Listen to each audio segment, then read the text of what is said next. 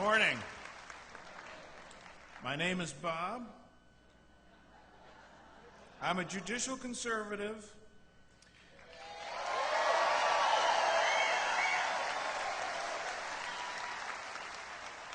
That's not an illness, and there's no 12-step program to cure it.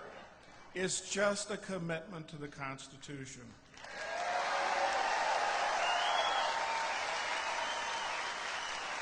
Now, I came here to speak to people who cling to their religion and their guns and their Constitution. I've been a member of the Michigan Supreme Court for 10 years, and I'm running for re-election to the Supreme Court to return this court to become what it was for 10 years, to restore it to be a rule of law court. So I want to... Now, if you keep interrupting me, it's going to make it too long. I want to speak to you this morning about the role of the judiciary so that you can ensure that the judges and justices you elect will respect your policy decisions rather than imposing their own policy values. Now, if you haven't noticed, there's a war going on, and I'm not talking about the one in Iraq or Afghanistan. It's right here, being waged on our shores and in our courts. Each of you this morning have skin in this war, and this war is fundamentally about a battle of who gets to govern in our society, we the people or judges. The battle is between folks who believe that judges should follow the law versus those who believe that judges should make policy decisions for the rest of us. Judges like me are rule of law types who believe that judges have the constitutional authority only to enforce the laws as written, and that law should apply to everybody equally. Now,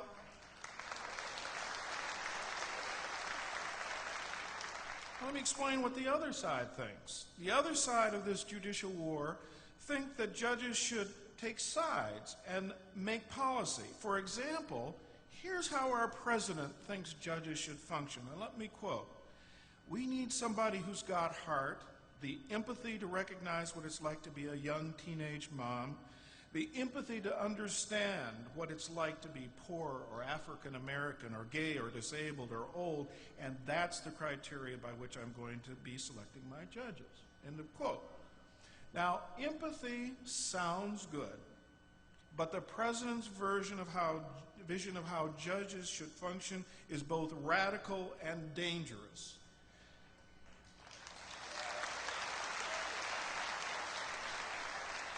Now, does one's gender or skin color have anything to do with the legal merits of a case? Should a judge ever decide in favor of a party because of who he is rather than the legal merits of his case? You're right. Almost any child would answer no, because we all understand that empathy for one person means bias against another. So no matter how nice it sounds, the president's approach is an invitation for judges to ignore the law and decide cases on the basis of their own biases. Now, why does any of this matter to you here this morning? I assume that each one of you wants to have a judge to decide your case on its merits, rather than on whether he thinks you are the kind of person worthy of his empathy. There are very few remaining rule of law judges, and we're all under vicious attack by the progressive left. For 10 years, until the last election, the people of Michigan have had a majority of rule of law justices on their state Supreme Court. The Michigan Supreme Court was the kind of court that Ronald Reagan wanted to create in Washington, D.C., but never could.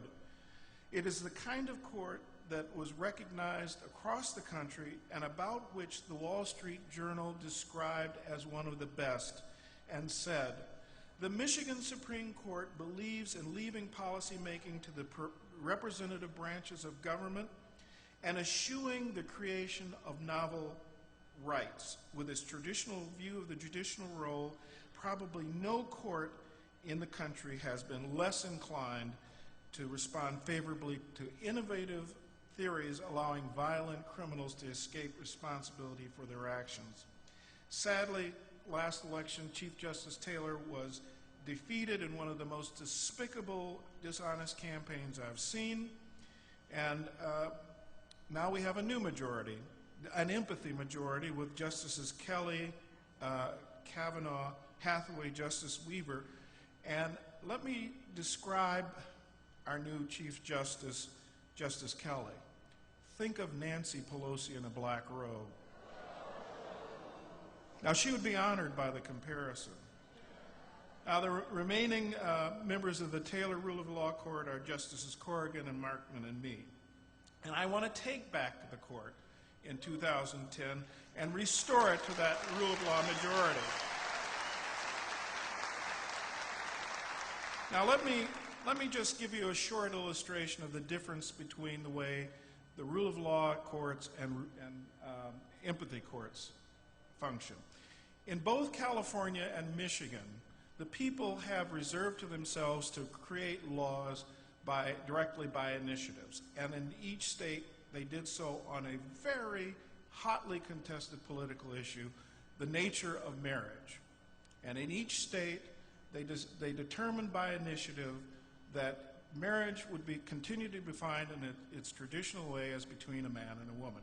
Whatever your views on, that's what those two states determined. In California, their initiative created a statute. In Michigan, the initiative created a constitutional amendment. Now, in California, those who lost that initiative, which was widely supported, did they go to their fellow citizens and try and change their minds? Of course not. Where did they go? They went to court. And guess what? The California Supreme Court overturned the referendum in California. And what happened? People in California went back to the ballot box and by initiative created a constitutional amendment defining marriage as between a man and a woman. What happened next? Did the opponents of that go and try and change their citizens' minds? No, they went to court. And we weren't sure that the California court wouldn't overturn a constitutional amendment. They finally held fire and they allowed it to stand. Now in Michigan, we had a similar initiative. It was challenged in court, and guess what? We said this is what the will of the people is, and that's what stuck. Now, let me just conclude.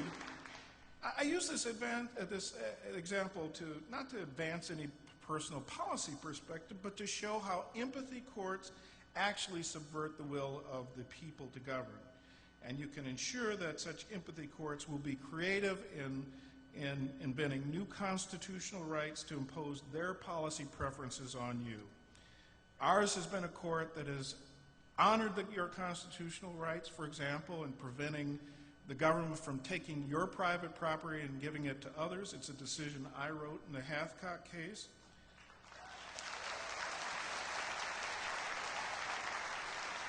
You'll recall that the United States Supreme Court went the other way about 6 months later.